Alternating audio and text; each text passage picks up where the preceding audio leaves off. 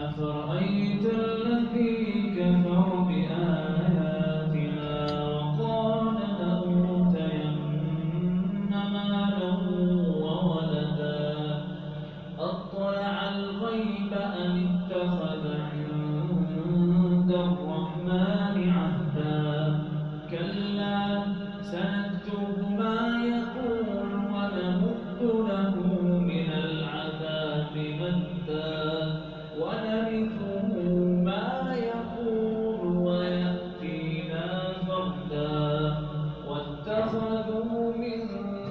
دون الله آلهة ليكونوا لهم عزا كلا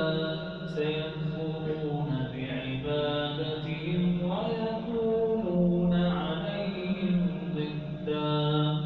ألم تر أنا أرسلنا الشياطين على الكافرين تؤزهم